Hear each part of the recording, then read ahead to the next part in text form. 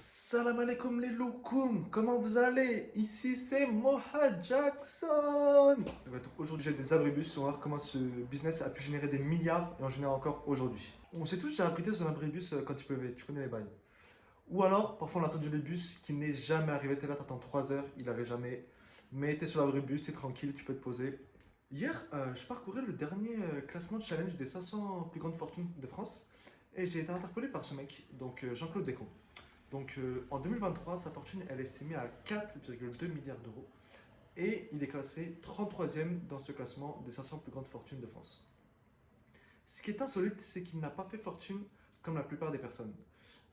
Il n'est pas dans la tech comme Elon Musk, il n'est pas dans les investissements comme Warren Buffett, il n'est pas non plus dans le luxe comme Arnaud Bernard. Mais lui, il était dans un domaine très particulier. Donc l'histoire de Jean-Claude Decaux, c'est avant tout l'histoire exemplaire d'une réussite fondée sur l'innovation, le design et la perfection. Son modèle, il a souvent été décrié à ses débuts, mais aujourd'hui il force l'admiration et le respect. Donc je dirais pas merci patron, mais il a quand même participé à améliorer les villes de nos jours.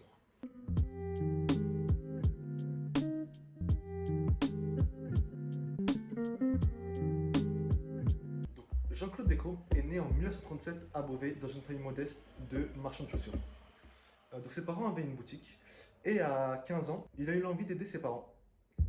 Et il a eu l'idée de coller des affiches partout dans la ville pour promouvoir la boutique de ses parents. Et ça a très bien marché.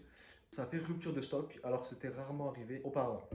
Ok, bam, ça je fais de la merde. C'est pas grave, c'est la première vidéo. Chill mec. Je connais Christian Effet. Il s'est dit, j'ai peut-être trouvé quelque chose. Ainsi sa vocation est née, l'affichage publicitaire. Doum, bam.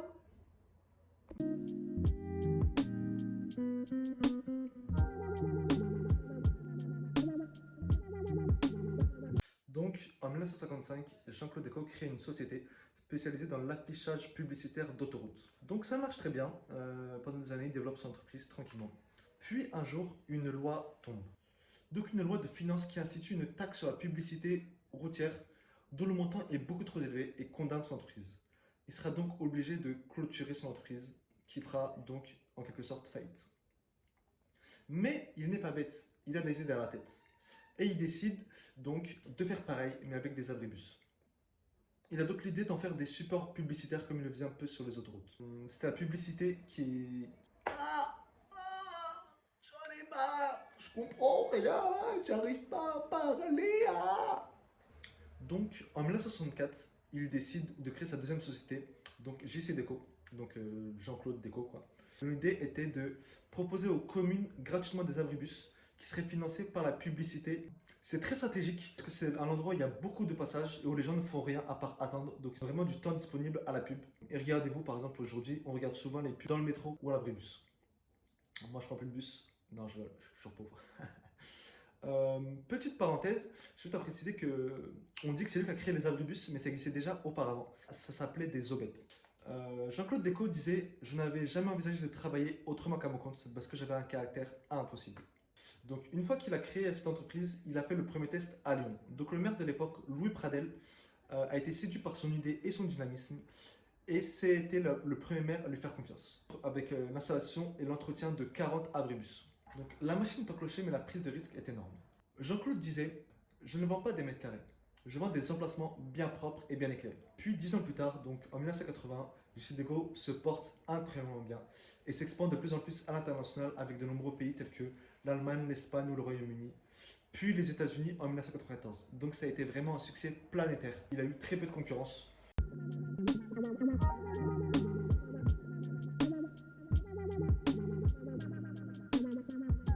Après le succès grandissant de son entreprise, a décidé de se diversifier avec de nombreux autres types de mobilier urbain, toujours en proposant l'installation, la maintenance et l'entretien des mobiliers urbains. Pour améliorer l'environnement et la qualité de vie en ville, Jean-Claude Decaux décide de créer des mobiliers qui facilitent le quotidien des citoyens, notamment des signalisations, des journaux d'information électronique, des sanitaires à entretien automatique. En 1999, il décide avec ses fils d'acquérir Avenir. Donc c'est le groupe qui opère désormais dans de nombreux pays et étend ses activités à la publicité dans les transports et l'affichage grand format. En 2011, le groupe devient numéro 1 mondial de la communication extérieure, avec une présence dans plus de 80 pays. Jean-Claude Decaux, dans une interview de 1977, disait: la publicité extérieure ne pourra demeurer que si elle est sous forme d'un double service. Le premier, l'information au public, et le deuxième, le service rendu par l'abri ou par la cabine téléphonique. En 2005, après avoir éprouvé le système en Autriche, à Vienne ou en Espagne, à Cordoue, Jean-Claude Decaux déploie les premiers vélos en libre service en France. Encore une fois, le maire de Lyon lui a fait confiance et ça a très bien marché. Jean-Claude Decaux obtient la concession pour Paris en 2007 et déploie le concept sous le nom de Vélib. C'est le plus grand système de vélo en libre service du monde. Qu'est-ce qui n'est pas le plus grand au monde à Paris? Je ne sais pas. À part un bit. Le principe est identique dans les autres villes. La publicité paye l'installation des services. En septembre 2011, les vélos Decaux présents dans 10 pays ont été loués 200 000 de fois en libre service. Aujourd'hui, c'est présent dans plus de 76 villes. En pensant systématiquement au service à l'usager, il invente avant l'heure le concept de la Smart City. Jean-Claude Decaux a été très visionnaire. Il s'investira passionnément dans son entreprise et il a toujours été guidé par le souci de la perfection.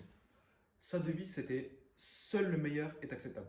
Et comme il inscrit au siège du groupe à plaisir, ce qui vaut la peine d'être fait, vaut la peine d'être bien fait. Il était vraiment à cheval sur la perfection.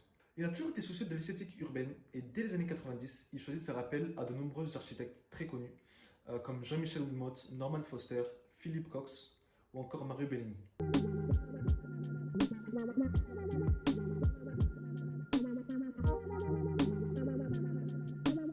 L'idée de base, elle peut paraître assez simple aujourd'hui, mais elle n'était pas si évidente à l'époque, il faut le savoir. Ce qui fait qu'une idée a de la valeur, c'est seulement son potentiel de mise à l'échelle ou de réplication, ou en anglais ce qu'on appelle la scalabilité. Decaux, il a inventé un modèle d'affaires viable en reliant ces deux éléments, donc l'attente des transports en commun et la publicité.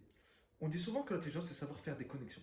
Je pense qu'on ne devient pas riche en étant au bon moment, au bon endroit, mais en créant ce type de connexion entre des innovations, des concepts. Donc j'ai fini la vidéo, merci, j'espère que tu as kiffé la vidéo. Moi en tout cas j'ai grave kiffé la faire, c'était super intéressant. Est-ce que ça t'intéresserait que je te donne d'autres anecdotes voilà, sur la vie d'autres personnes qui sont dans le top 500 des plus grandes fortunes françaises? Ce serait avec plaisir que je le ferai. Donc n'hésite pas à t'abonner pour avoir d'autres vidéos de ce type. Donc merci beaucoup les loukoums, on se retrouve la semaine prochaine pour une nouvelle vidéo. Tchuss!